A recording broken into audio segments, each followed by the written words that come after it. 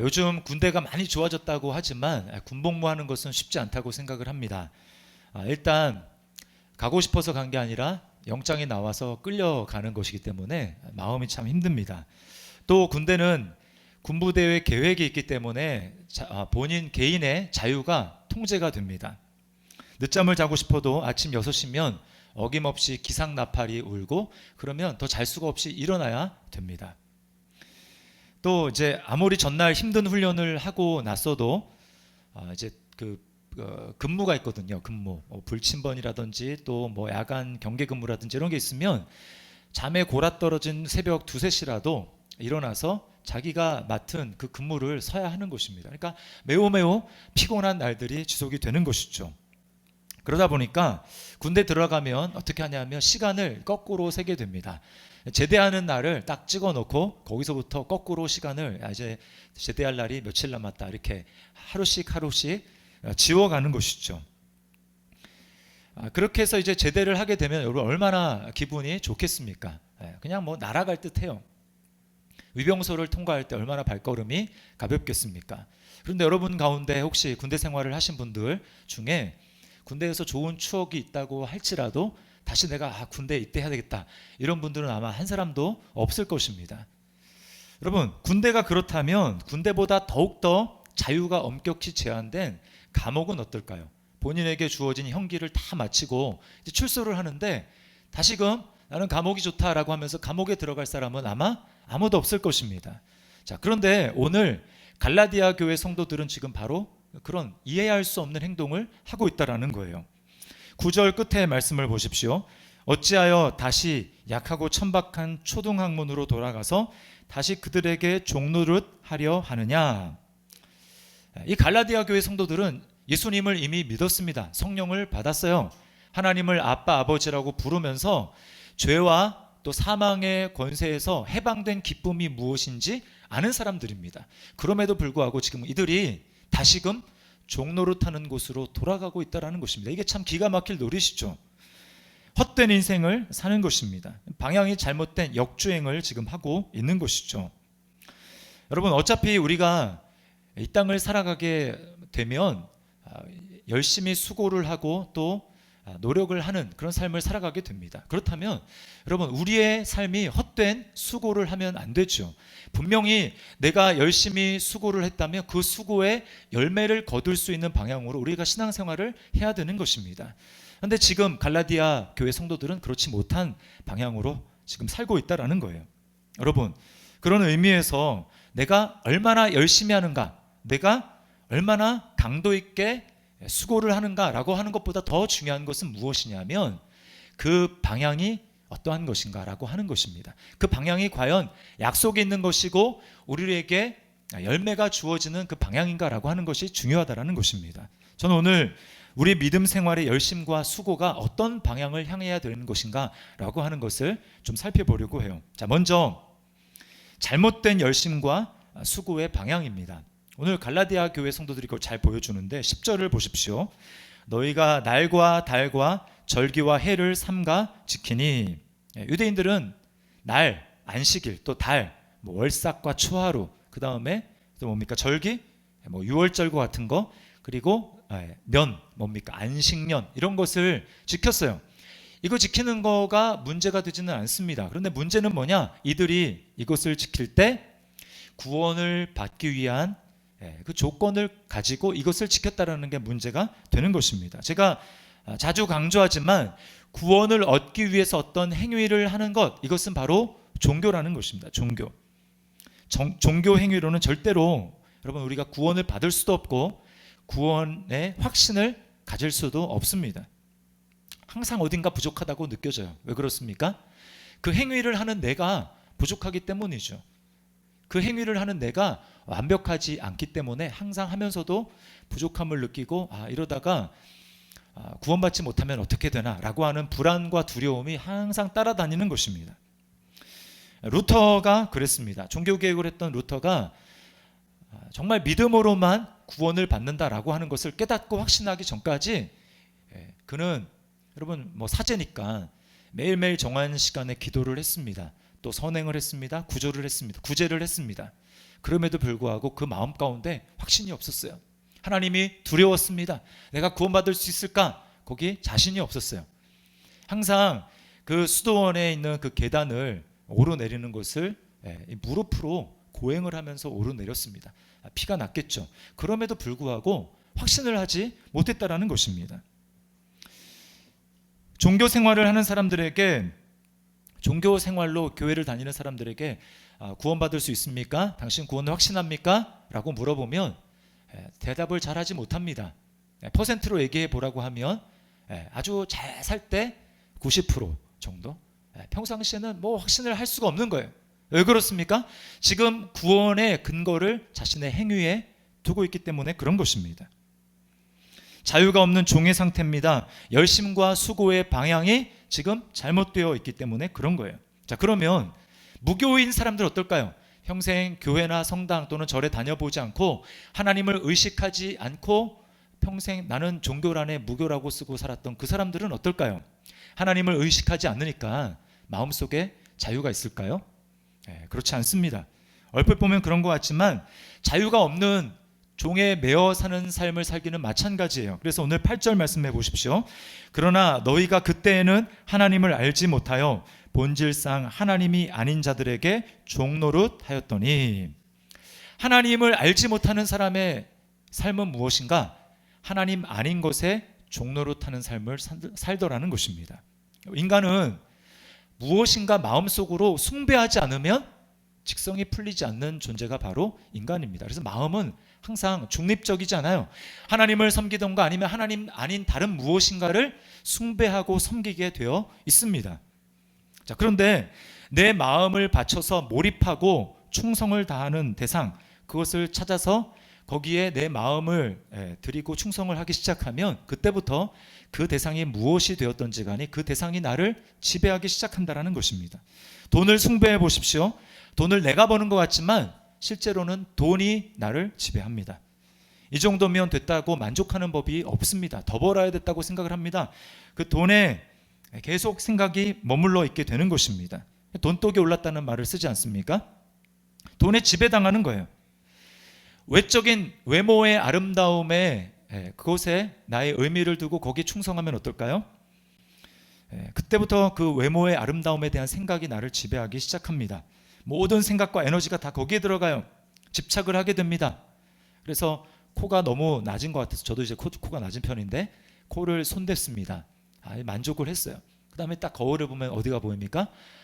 눈이 이제 마음에 안 드는 거예요. 요즘에 우리 딸이 참 이렇게 눈에다가 풀칠 무슨 막 이런 거 해가지고 제가 보면 야, 너 왜 이렇게 피곤해 보이냐 그러면 알고 보면 이제 눈에다가 아빠를 닮아서 자기는 무쌍이라고 그러면서 굉장히 저를 원망을 하는데요. 계속 마음에 안 드는 것이 하나씩 보이기 시작하는 거예요. 만족이 없습니다. 성공이나 학벌 또는 커리어 등도 마찬가지입니다. 그 자체는 나쁜 것이지 아니지만 거기에 의미를 두고 그것을 숭배하기 시작할 때 그것이 나를 지배하게 되는 것입니다. 끊을 수가 없어요. 마음속에 자유가 없는 것입니다. 종노릇을 하는 것이죠. 여러분, 이렇게 자신의 행위를 통해서 구원을 얻어보려고 하고 하나님 아닌 것들을 하나님처럼 섬기며 살아가는 사람들에게 오늘 바울 사도가 뭐라고 얘기합니까? 11절 말씀을 보십시오. 내가 너희를 위하여 수고한 것이 헛될까 두려워하노라. 헛수고라는 것입니다. 수고와 열심의 방향성이 잘못되었다고 이야기를 하는 거예요. 자, 그러면 우리는 우리의 수고와 열심을 어느 방향으로 투자해야 할까요? 자, 그것은 바로 예수님의 성품을 닮아가는 것에 우리 모든 열심과 수고를 투자해야 된다는 것입니다. 19절 말씀을 우리 함께 읽어보겠습니다. 시작. 나의 자녀들아, 너희 속에 그리스도의 형상을 이루기까지 다시 너희를 위하여 해산하는 수고를 하노니. 네, 여러분, 우리가 예수 믿는 사람으로서 교회를 다니면서 항상 잊지 말아야 될 목표가 바로 이것입니다. 나는 왜 예수를 믿지? 그 대답은 예수님을 닮아가기 위해서, 예수님의 성품을 닮아가기 위해서 예수님을 믿는 것입니다. 예수님을 믿는 목적이 예수 믿고 천국 가는 것, 여러분, 그것도 맞지만 그것은 한 방향밖에 안 보여줘요. 이 땅에서 사는 삶의 과정에 대해서는 이야기하지 않는 것입니다. 하나님이 저와 여러분이 예수님을 믿게 될 때 우리를 향해서 아주 원대한 비전과 계획을 가지고 계셨어요. 뭐라고 얘기합니까? 내가 온전하니 너희도 온전하라. 내가 거룩하니 너희도 거룩하라. 즉 하나님을 닮으라는 것입니다. 예수님을 닮으라는 것입니다. 우리는 우리 자신을 바라보면 이게 무슨 말도 안 되는 소린가 라는 생각을 하게 됩니다. 왜요? 우리가 우리 자신의 모습을 너무 잘 알고 있잖아요. 지금 내 모습이 이런 상태인데, 형편없는 상태인데, 이런 내가 예수님을 성품을 닮아간다고? 어떻게 그게 가능하지? 너무 말도 안 되는 소리 같아요. 그 격차가 너무나 크게 느껴집니다. 그러나 그것을 가능하게 하시는 것은 하나님께서 예수님 안에 하나님이 그것을 가능하게 하신다라는 거예요. 이 방향성을 잃어버리면 어떨까요? 예수님을 믿었지만 예수님을 믿지 않는 사람들과 다를 바 없는 삶을 살아갑니다. 이 땅에 예수님을 믿었어요? 천국 간다고 하니까 이제 어떻습니까? 눈을 돌려서 어떻게 하면 이 땅에서 내가 번영할 것인가? 성공할 것인가? 잘 먹고 잘 살 것인가? 여기에 모든 관심을 가지고 있는 것이죠. 예수님의 이름을 부르고 기도를 한다고 하더라도 모든 초점이 다 이 땅에 초점을 맞춰져 있습니다. 그래서 적당하게 성공하고 성공해서 그 편안한 삶을 자녀들에게 물려주는 것, 기껏해야 그것이 목적이 되고 말겠죠. 세상 사람들과 차이점이 전혀 없는 것입니다. 여러분, 그것은 방향이 잘못된 것입니다. 우리가 예수님을 믿고 진정한 영적인 영원한 생명을 얻었다면 이제 예수님을 닮아가는데 모든 초점과 에너지를 거기에 투자해야 되는 거예요. 그렇게 될 때 이 세상을 바라보는 우리의 삶의 관점이 달라집니다. 고통과 고난이 있다 할지라도 그 고통과 고난 속에서 이것은 하나님이 나를 예수님을 닮아가도록, 예수님의 성품을 닮아가도록 하기 위해서 나에게 허락하셨어라고 바라보며 그 안에서 기쁨과 감사함으로 그것을 견뎌낼 수 있는 힘과 능력을 받게 되는 것입니다. 우리 교회 집사님 한 분 중에 유독 이제 집에 대해서 관심이 있는 분이 있어요. 새 집에 대해서. 그래서 이분은 항상 지금 살던 집이 좀 시간이 지나면 실증이 납니다. 그때부터 이제 새 집을 알아보기 시작하는 거예요. 좋은 위치에 좋은 아파트 나와 있는 게 없나, 이것을 찾아보는 것입니다. 이제 최근에도 이제 그런 일이 있었어요. 그러니까 본인 소유의 집이 있고 또 그 집을 이제 세를 준 다음에 본인은 새로 다른 집에, 새 집에 사는 것입니다. 새 아파트에. 근데 이제 살다 보니까 시간 지나니까 또 어때요? 실증이 나기 시작하는 것입니다. 그래서 이제 아파트를 알아보기 시작했어요. 딱 보니까 위치가 너무 좋고 최근 공법으로 지어진 최신 너무 좋은 아파트를 발견을 한 것입니다. 그래서 거기를 분양을 받았어요. 자, 근데 이제 문제는 뭐냐면 이제 거기에 분양받은 아파트에 들어가려면 이제 소유로 하고 있던 그 집이 팔려야 되거든요. 부동산이 내놨는데 요즘에 잘 안 팔리잖아요. 안 팔리는 것입니다. 시간은 다가오는데 그걸 계속 가지고 있으면 어때요? 세금을 이제 많이 내야 되잖아요. 그래서 마음속이 막 이제 답답해지기 시작하는 거예요. 제가 이제 신방을 갔었는데 집사님이 기도 제목으로 목사님 집이 팔려야 되는데 빨리 좀 팔릴 수 있도록 해주십시오라고 기도 부탁을 하시더라고요. 그분이 그걸 가지고 굉장히 마음고생이 좀 많았던 것 같아요. 근데 하시는 말씀이 뭐라고 하냐면 제가 참 듣던 중 반가운 소식이었어요. 뭐냐면 목사님, 제가 이번 일로 참 마음속에 괴로움과 고통을 겪으면서 집에 대한 환상이 깨졌습니다. 아파트에 대해서 더 이상 소망을 두지 않게 되었습니다 라고, 그거 별거 아니더라고요. 이렇게 이야기를 하시더라고요. 여러분, 제대로 된 방향을 찾은 것입니다. 거기에 소망을 두봤자 별것이 없구나 라고 하고, 그래서 제가 이제 기대가 되더라고요. 이분이 이제 아파트에 대해서 쏟는 열심을 예수님을 닮아가는데 쏟겠구나 라고 하면서 이 기대가 생기더라고요. 실제로 그렇게 됐는지 잘 모르겠는데 아마 그렇게 되었으리라고 생각을 합니다. 여러분 가운데는 이런 생각을 하시는 분이 있을 것 같아요. 예수님을 닮아가기 위해서 노력해서 내가 예수님을 조금이라도 이 세상에 닮아가게 되면 그래서 나한테 뭐가 좋을까, 이런 생각 하게 될 거예요. 여러분, 예수님을 닮아가면 어떤 유익이 있을까요?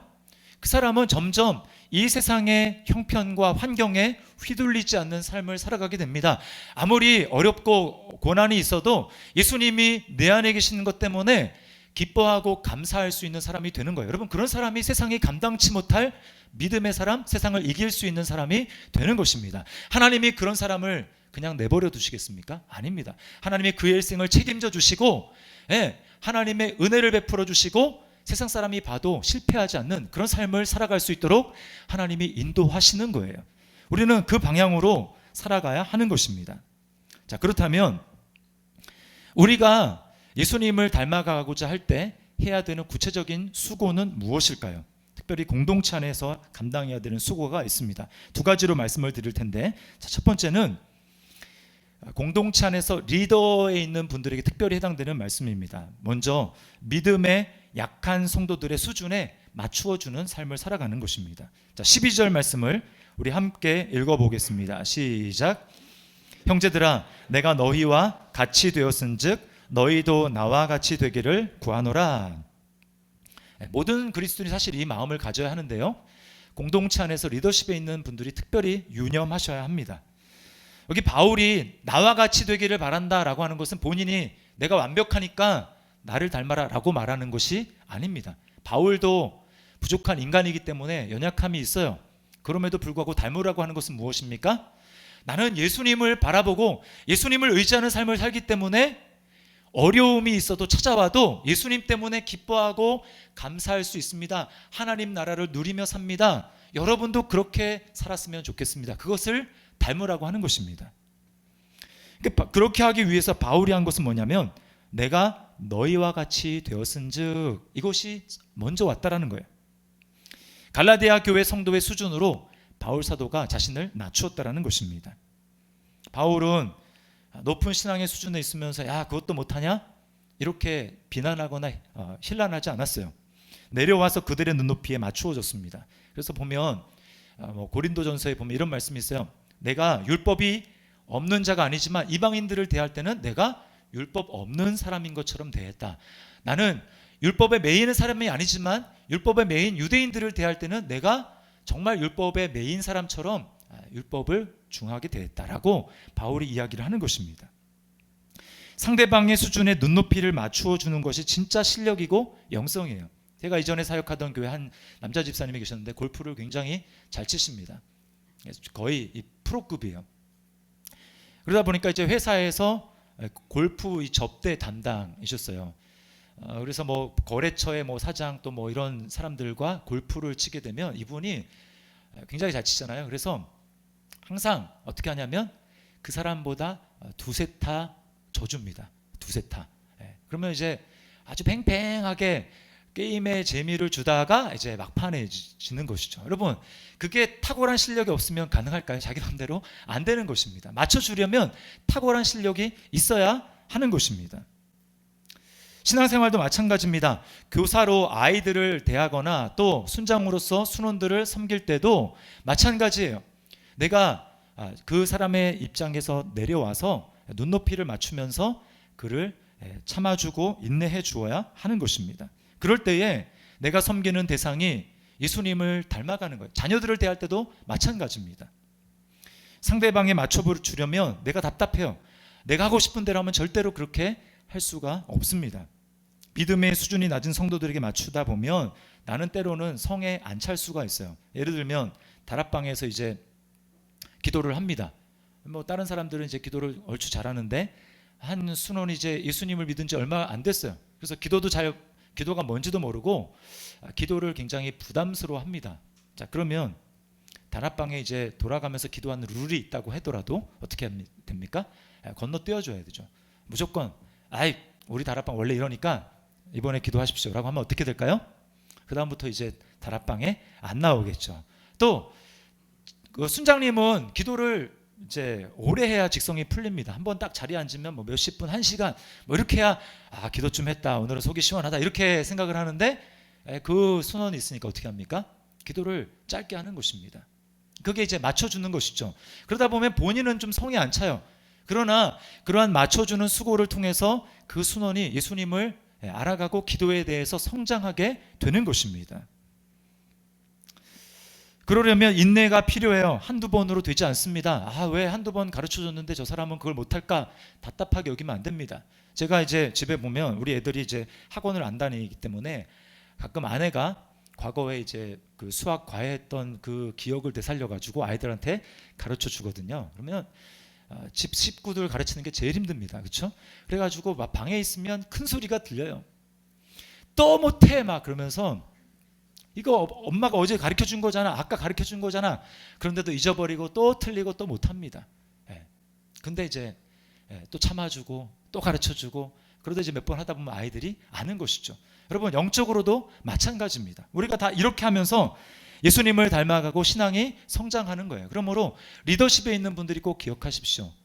우리도 다 그렇게 컸어요. 그러므로 공동체에서 그 사람의 눈높이에 맞춰주는 노력을 끊임없이 해야 하는 것입니다. 자, 두 번째는 반대로 리더십에 있는 사람을 따라가는 성도들의 노력입니다. 그건 뭐냐면 바로 리더십에 있는 사람들을 인정해주고 사랑해야 된다는 거예요. 갈라디아 교회 성도들이 믿음이 쭉쭉 성장하게 될 때 바로 이런 모습이었습니다. 바울이 이들에게 복음을 전할 때 건강이 매우 좋지 않았어요. 그래서 13절에 이렇게 이야기하죠. 내가 처음에 육체의 약함으로 말미암아 너희에게 복음을 전한 것을 너희가 아는 바라. 육체의 약함으로 말미암아 즉 질병이 걸렸다라는 것입니다. 근데 이게 갈라디아 교회 성도들에게는 좀 시험에 들 수 있었어요. 14절 말씀을 보십시오. 너희를 시험하는 것이 내 육체에 있으되 이것을 너희가 업신여기지도 아니하며 버리지도 아니하고 오직 나를 하나님의 천사와 같이 또는 그리스도 예수와 같이 영접하였도다. 당시의 모든 사람들, 하나님을 섬기는 유대인들이든지 아니면 이방신을 섬기는 이방인들이든지 공통적이 갖고 있는 생각은 뭐냐면 큰 질병에 걸렸다? 이거는 신의 저주를 받은 것이라고 생각을 하는 것입니다. 자, 그러니까 보세요. 지금 갈라디아 교회 성도들이 예수님을 믿기 전에 복음을 듣는데 그 복음을 전하는 바울 사도가 시험하는 것이 내게 있었다. 즉 거리끼는 것, 그들이 믿음을 받아들이기가 어려운 본인에게 큰 질병이 있었기 때문에 그들이 믿기가 참 어려울 수 있었다라는 것입니다. 그런데 어떻게 했어요? 그들이 하나님의 천사를 보듯이 예수님을 맞아들이듯이 바울 사도를 존중하고 그렇게 권위에 순복했다라는 것입니다.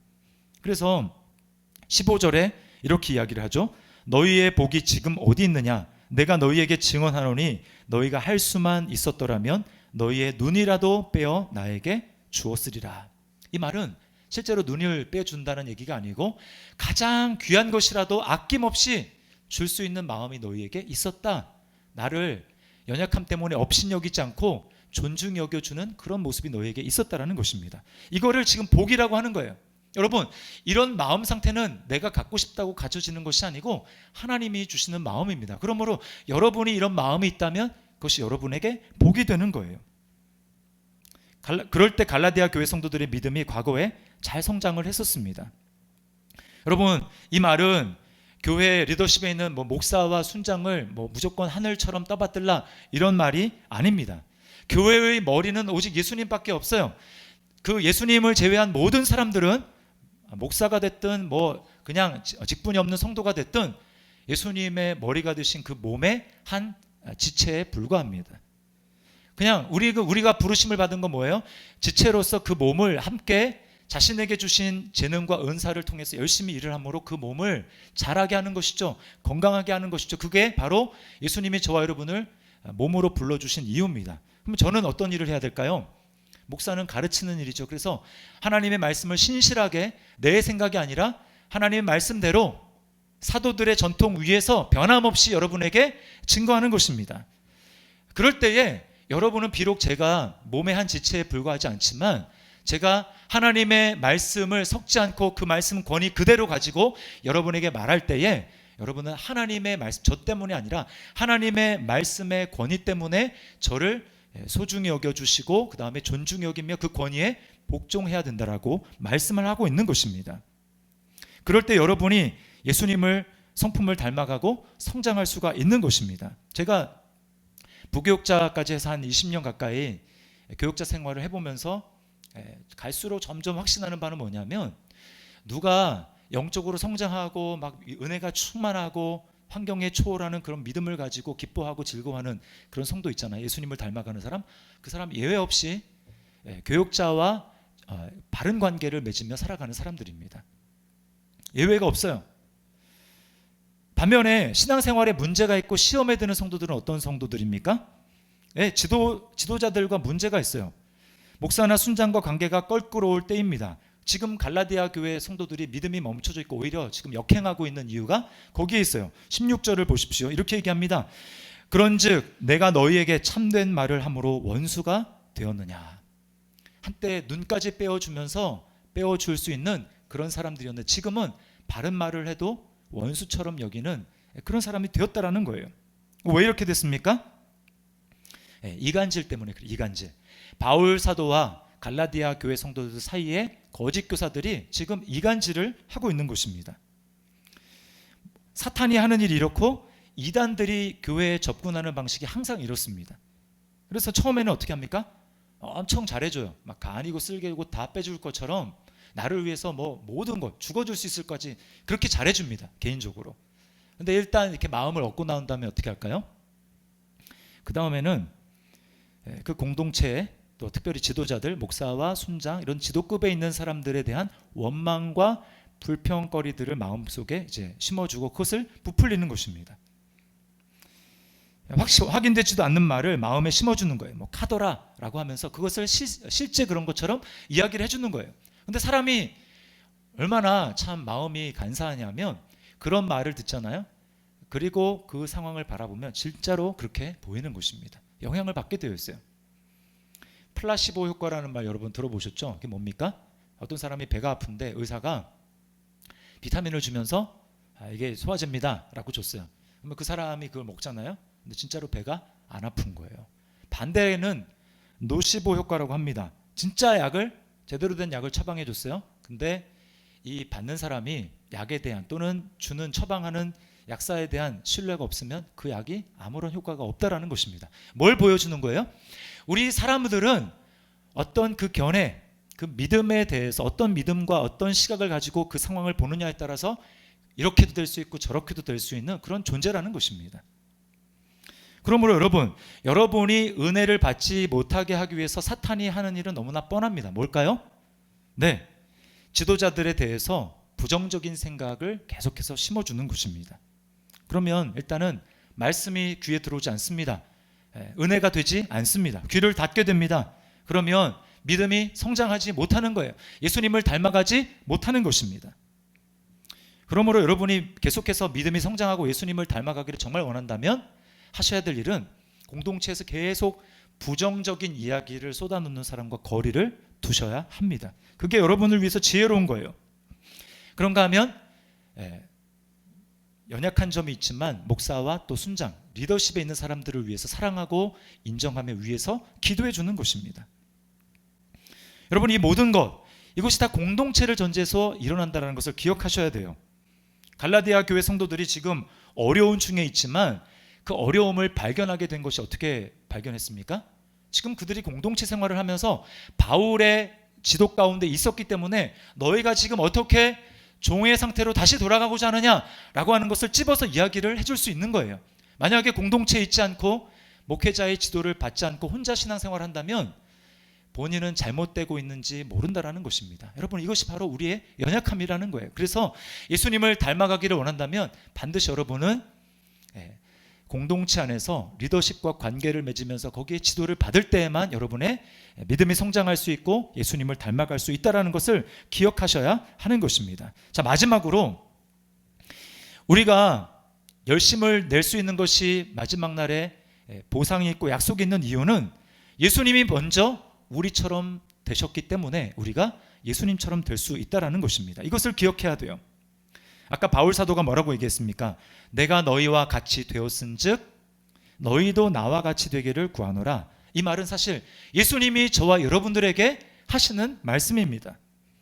우리가 예수님과 같은 모습으로 변화될 수 있다. 아까 그랬죠. 우리는 아무리 노력해도 그렇게 될 수 없을 것 같지만 그것이 가능하고 주님이 그렇게 된다라고 확정해서 우리에게 말씀해 주실 수 있는 이유는 주님이 먼저 우리와 같은 모습이 되셨기 때문에 그래요. 빌립보서 2장 6절 이하의 말씀에 이렇게 말씀합니다. 우리 같이 한번 읽어보겠습니다. 시작.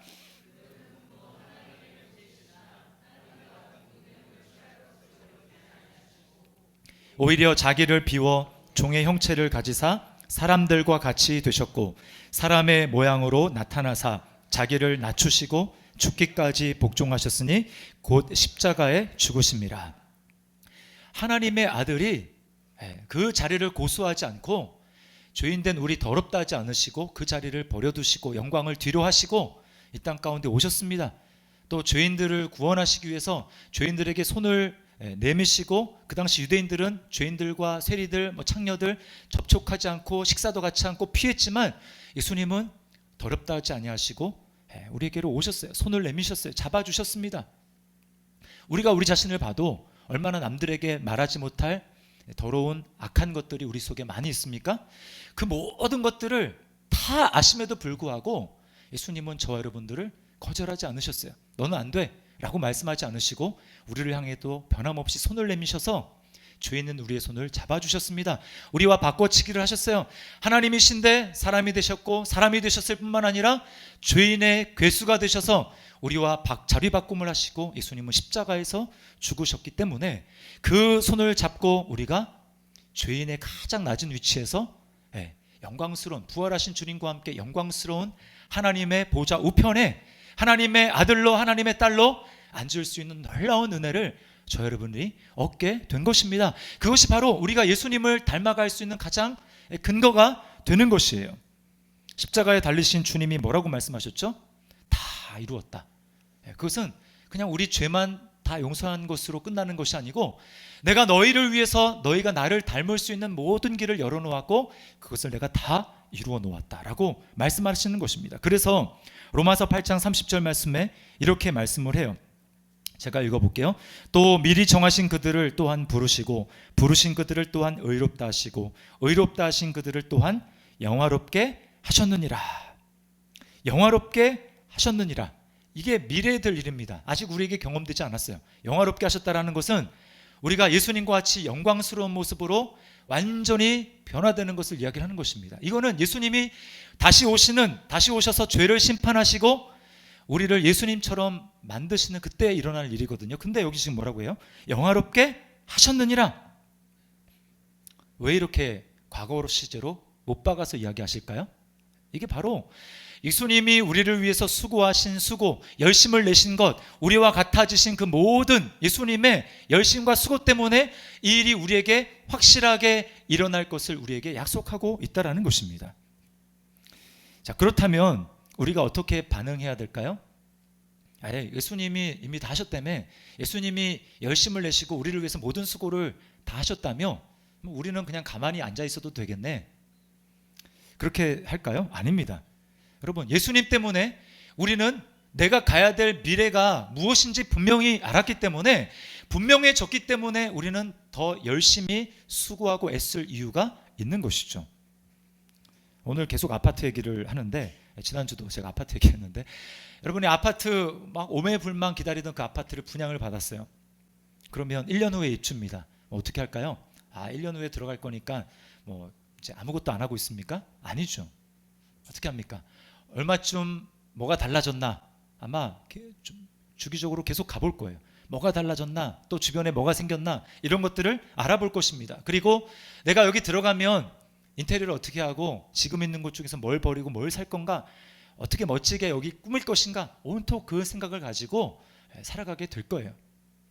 정말 우리가 갈 곳이 분명하다면, 예수님이 우리를 위해서 너가 앞으로 어떻게 될 것이 우리가 정말 믿고 그 방향을 나의 방향으로 정말 명확하게 삼는다면 우리 또한 그렇게 되는 것입니다. 절대로 가만히 있을 수 없어요. 그래서 요한일서 3장 2절과 3절 세 번역으로 제가 읽어드릴 테니까 여러분 말씀을 잘 보세요. 사랑하는 여러분, 이제 우리는 하나님의 자녀입니다. 앞으로 우리가 어떻게 될지는 아직 밝혀지지 않았습니다만 그리스도께서 나타나시면 우리도 그와 같이 될 것임을 압니다. 그때에 우리가 그를 참모습대로 뵙게 될 것이기 때문입니다. 그에게 이런 소망을 두는 사람은 누구나 그가 깨끗하신 것과 같이 자기를 깨끗하게 합니다. 잘 보세요. 그에게 이런 소망을 두는 사람, 어떤 소망이요? 예수님과 같이 되어질 그 소망, 그 소망을 두는 사람은 예수님이 깨끗하신 것 같이 자기도 자신을 깨끗게 하느니라. 이것이 바로 예수님 앞에 소망을 두고 예수님을 닮아가는 것을 자신의 삶의 방향성으로 삼는 사람이 삶 가운데 행하는 노력이라는 것입니다. 이것이 바로 우리의 노력이 되어야 돼요. 여러분의 열심과 수고의 방향성은 어디에 있습니까? 오늘 갈라디아 교회 성도들은 방향을 잘못 잡았어요. 역행하고 있습니다.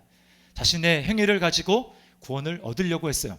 또 이방인들은 하나님 아닌 것을 하나님처럼 섬김으로 자유로운 삶을 살아보려고 했지만 그것은 자유로운 삶이 아니라 종된 삶이었습니다. 오직 우리의 열심과 수고는 예수님을 닮아가는, 예수님의 성품을 닮아가는 곳에 있어야 합니다. 그것이 우리에게 요원한 일처럼 보이지만 가능한 이유는 예수님이 먼저 우리를 위해서 우리처럼 되어주셨기 때문에 우리는 예수님처럼 될 수 있는 것입니다. 그러므로 여러분, 이것을 여러분의 삶의 목적으로 삼기를 바랍니다. 예수님을 닮아 거룩해지는 것, 이것을 잊지 않고 그것을 우리 삶의 수고와 열심의 방향으로 삼을 수 있기를 바랍니다.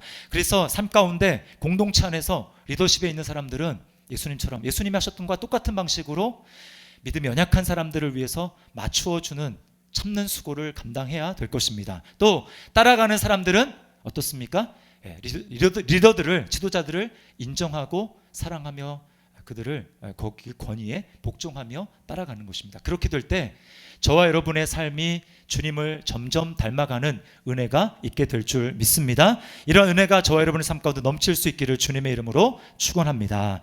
우리 말씀을 기억하면서 우리 찬양하는데요, 주는 완전합니다 라고 하는 찬양이에요.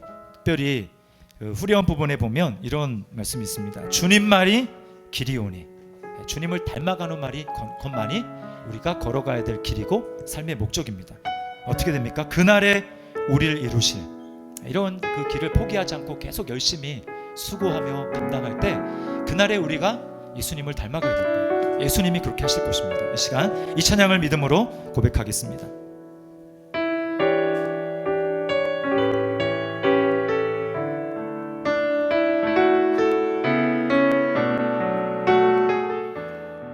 주여 우린 연약합니다. 주여 우린 연약합니다. 우린 오늘을 힘겨워합니다. 주 뜻 이루며 살기엔, 주 뜻 이루며 살기엔 부족합니다.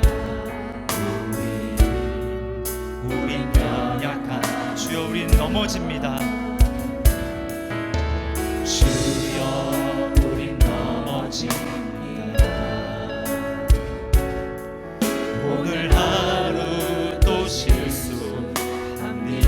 그래서 주님의 긍휼과 은혜를 구합니다. 주의 긍휼을 구하는 죄인입니다. 우리 주만 바라봅니다. 그러나 주님의 은혜는 한량이 없습니다. 한없는 주님의 은혜 온 세상 위에 넘칩니다. 가릴 수 없는 주여 온 땅 위에 충만한 주님만이 우리의 목표가 되십니다. 주님만이 길이오니 우린 그 길 따라갑니다. 그때 그날에 우리를 완전히 이루실 것입니다. 그날에 우리를 이루실 주는 완전한, 우리 처음부터 다시 한번 고백할까요? 주여 우린 연약합니다. 주여 우린 연약합니다. 오늘 힘겨워합니다. 우린 오늘을 힘겨워합니다. 주 뜻 이루며 살기에 부족합니다.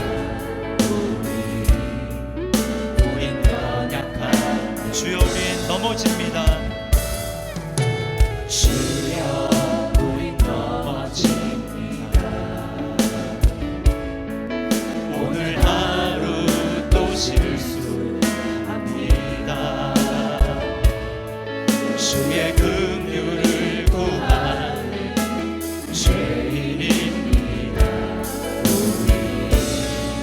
주님 바라볼 때 우리에게 놀라운 은혜를 주십니다. 한없는 주님의 은혜 온 세상 위에 넘칩니다. 가릴 수 없는 주여